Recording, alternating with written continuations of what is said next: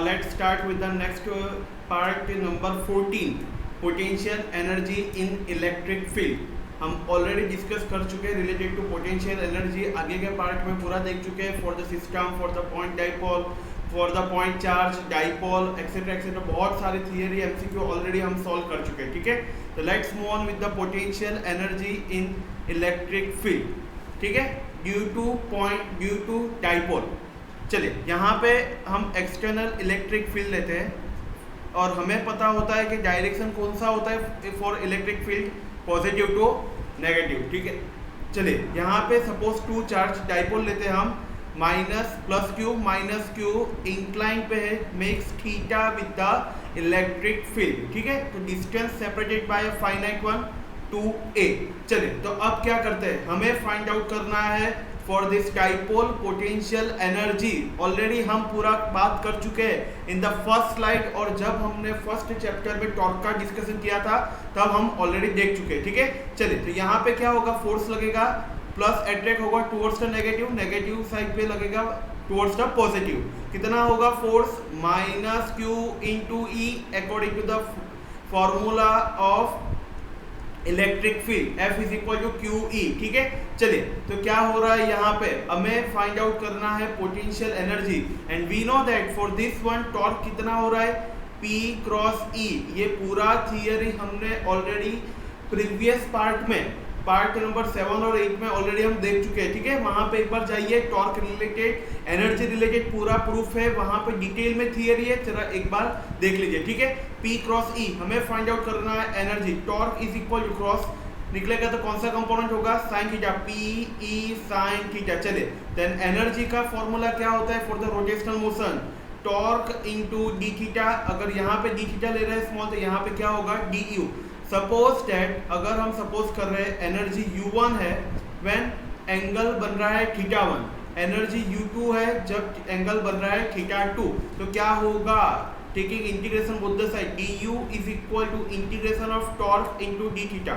चलिए first energy U1 है तब एंगल कितना है T1, क्योंकि यहाँ पे वेरी कौन हो रहा है थीटा. चलिए यहाँ पे एनर्जी U2 है तो एंगल कितना है थीटा 2. Let simplify. चलो du का इंटीग्रेशन कितना होगा, U1 U2 is equal to integration of theta 1 to theta 2. Torque कितना हो रहा है, P E sin theta into d theta. Let simplify. First put upper limit minus lower limit, U2 minus U1 is equal to P E take common, integration of theta 1 theta 2 sin theta into d theta. चलो इसको simplify करो, sign का क्या होगा, integration cos theta. Therefore upper limit minus lower limit U1 U2 is equal to PE. Sine का क्या होगा, minus cos theta theta 1 theta 2. Therefore first put upper limit minus lower limit, you will get theta is replaced by theta 2 minus cos theta 2 minus minus plus cos theta 1. This is the formula. तो energy का formula क्या बन रहा है बच्चा, यहाँ पे देखते रहिए. एनर्जी का फॉर्मूला क्या हो रहा है, PE cos theta 1 minus cos theta 2. This is the final formula for the energy U2 minus U1. ठीक है, चले यहाँ पे देखो बच्चा क्या बन रहा है, PE cos theta in term of minus आ रहा है. ठीक है ना, इज इक्वल टू U. अगर U is equal to cos theta को हम निकालेंगे क्या होगा, हमें डॉट प्रोडक्ट से रिप्लेस करना पड़ेगा P डॉट E. तो यहाँ पे क्या होता है, डॉट तो मैंने आपको सिखा दिया है, क्या करना है, cos होगा. चलो तो क्या करना है, पहले cos 0 डिग्री cos 90 डिग्री माने तो 0, थीटा 0 कब बनेगा और थीटा 90 कब होगा, when dipole is parallel to the electric field, when dipole is perpendicular to the electric field. cos 0 कितना होता है 1, cos 90 कितना होता है 0. देयरफॉर एनर्जी का इक्वेशन क्या होगा, माइनस P डॉट E. यहाँ पे क्या होगा, एनर्जी इज इक्वल टू 0. तो आपको शॉर्टकट में याद रखना है, अगर क्वेश्चन पे आपको कहीं भी दिखे P यानी dipole moment which is perpendicular to the electric field, तो उसका पोटेंशियल एनर्जी कितना होगा, 0. पता चल रहा है बच्चा, यहाँ पे U is equal to minus P, और ये वैल्यू जो है वो कितने है, मिनिमम. ठीक है, अगर आपको कोई डाइपोल के लिए नेट फोर्स पूछे कितना होता है, डाइपोल के लिए नेट फोर्स फॉर डाइपोल, एक तो होता है minus Q E for minus Q charge, plus Q E होता है फॉर द पॉजिटिव चार्ज. दोनों का समेशन कितना होगा, जीरो, तो नेट चार्ज कितना होता है डाइपोल के लिए? जीरो। ठीक है, तो इसी को हम पकड़ के लिखेंगे और आगे के न्यूमेरिकल सॉल्व करेंगे। ठीक है, let's move on with the first one. यहाँ पे टोटल हम पर पार्ट यानी एक फर्स्ट चैप्टर जो हमने बात की थी उसमें नियर अबाउट 40 to 45 जितने एमसीक्यू थे। सेकंड पार्ट में भी नियर अबाउट 50 एमसीक्यू है। अगर कोई बच्चा पढ़ रहा है पहले से जीरो से हीरो बन रहा है तो उसके लिए ये फायदा है कि भाई जिसने शुरुआत भी नहीं की यहाँ पे थियरी, क्विक थियरी रिवीजन हो रहा है। ठीक है, और उसके साथ साथ उसके रिलेटेड एमसीक्यू है, तो उससे क्या होगा कि आपको कॉन्फिडेंस बढ़ने में मदद होगा। ठीक है, चलिए बढ़ते हैं आगे। तो एन इलेक्ट्रिक फील्ड, यहाँ पे क्वेश्चन क्या है?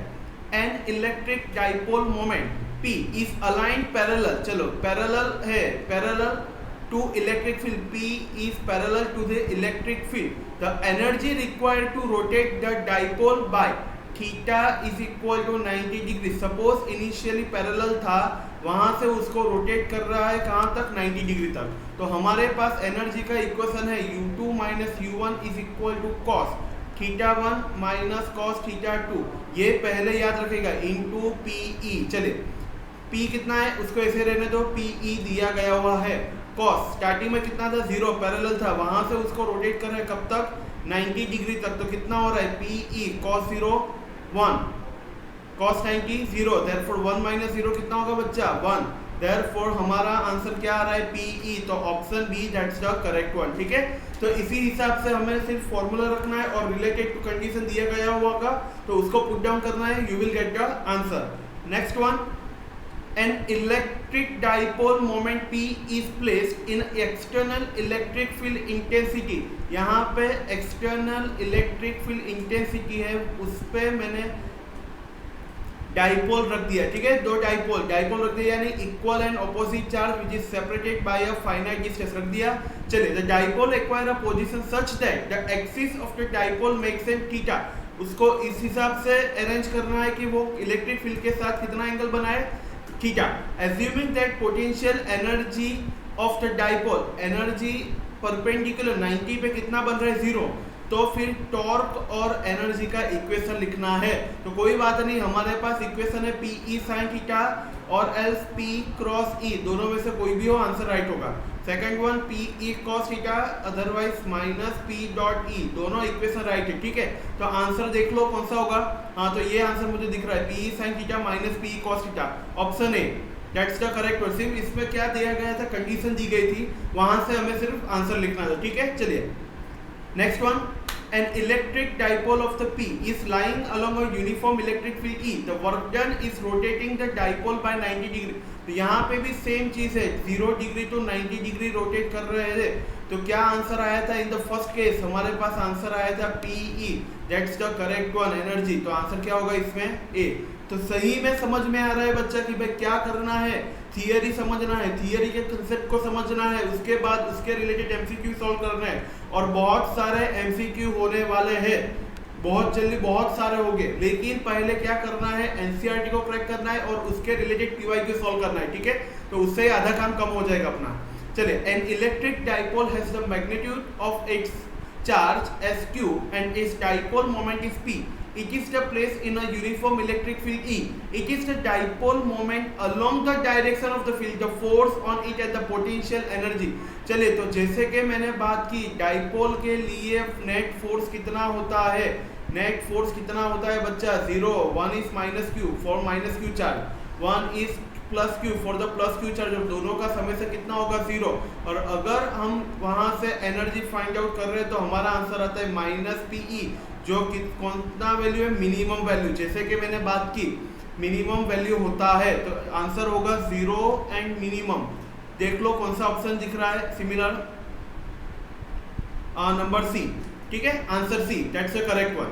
2004 में पूछा गया है, लेकिन मैंने जैसे बात की कंसेप्ट के साथ पीवाईक्यू सॉल्व करने में कुछ अलग ही मजा होता है और उससे ही आपका 50% वेटेज कवर हो जाएगा गारंटी के साथ। पढ़ते रहिए। चलिए नेक्स्ट क्वेश्चन के लिए मूव ऑन करते हैं।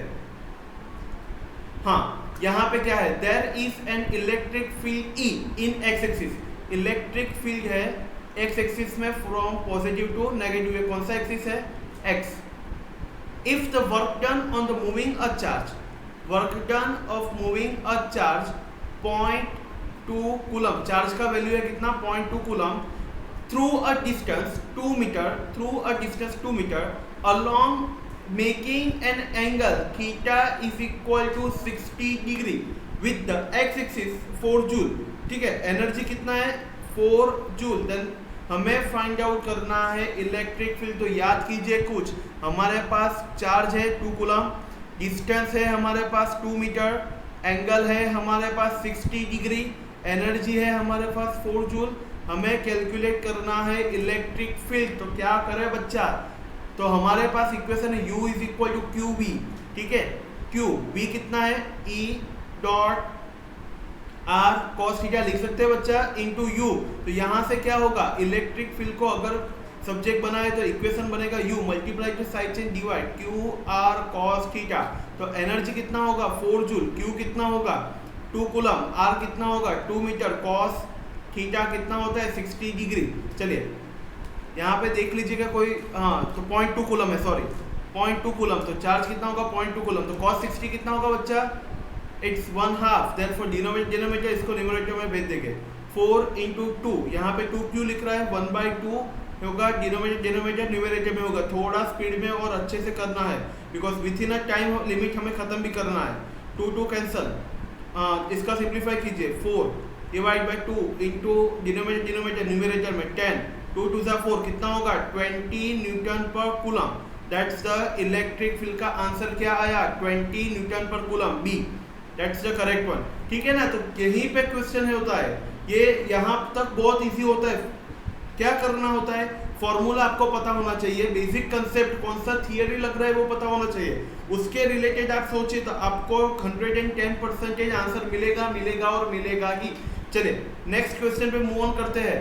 An electric dipole of moment P is placed position of stable equilibrium। तो स्टार्टिंग में एंगल कितना है theta is equal to 0 degree. This is rotate through an angle. अब कब तक उसको रोटेट करना है, जब उसका एंगल थीटा हो तब तक। द पोटेंशियल एनर्जी के रिलेटेड पूछा गया है, तो क्या करें U2 minus U1 is equal to PE cos θ1 minus cos θ2। Already हम सॉल्व करके रखते हैं पहले से। PE cos 0 degree minus cos θ, ठीक है ना, सेकेंड एंगल थीटा है तो क्या होगा PE cos 0 1 minus cos θ is equal to U2 minus U1। इतना एनर्जी लगेगा, कितना है PE in bracket 1 minus cos θ। चलिए तो ये हो गया हमारा आंसर। कौन सा ऑप्शन है बी। तो यहाँ पे यही चीज कर रहे हैं हम, सिर्फ फॉर्मूला रखना है आंसर लाना है, फॉर्मूला रखना है आंसर लाना है। ठीक है, तो यहाँ तक आपको क्लियर हो चुका होगा कि भाई कहाँ तक हमें सॉर्ट आउट करना है। ठीक है, तो यहाँ तक MCQ 7 to 8 न्यू MCQ है यहाँ पे। तो potential energy due to dipole in external electric field, यहाँ पे सिर्फ ऐड कर दीजिए due to dipole in external electric field. तो हमें जो फॉर्मूला मिल रहा है यहाँ पे मैंने लास्ट में कॉर्नर पे लिखा गया हुआ है और व्हाइट हैंडराइटिंग में हाईलाइट होके लिख रहा है। ठीक है, तो ये फॉर्मूला याद रखिएगा। फॉर टॉर्क कौन सा आ रहा है, अगर किसी बच्चे को टॉर्क के रिलेटेड जानना हो तो प्रीवियस पार्ट में जाइए, वहां पे टॉर्क के रिलेटेड सेपरेशन आप थंबनेल में देख सकते हैं, सेपरेशन टॉपिक के नाम दिए गए हुए हैं। ठीक है, तो वहां देखिए और मूव ऑन कीजिए, 1 by 1 आगे बढ़ते रहिए। ठीक है ना बच्चा, पहले स्ट्रेटेजी दिखे और वहां से 1 by 1 आगे बढ़िए, तो उससे क्या होगा आपका कॉन्फिडेंस बिल्डअप होना गारंटेड 100% है। ठीक है, और 100+ और 140+ का जर्नी PYQ के साथ खत्म किया तो 100+ पक्का है, क्योंकि सारे कंसेप्ट आ रहे हैं यहाँ पे। ठीक है, तो यहाँ पे हमारा नंबर 14 जो पार्ट है वो ओवर होता है। आप देख लीजिए एक बार, सारे MCQ आ गए। ठीक है, उसके रिलेटेड जितने भी अब तक बोर्ड में जितने भी नीट में थे वो सारे MCQ सॉर्ट आउट हो चुके हैं। ठीक है, तो अब नेक्स्ट पार्ट के लिए आने का वेट कीजिए, तब तक घर पे रहिए, सुरक्षित रहिए और पढ़ाई करते रहिए। Thank you.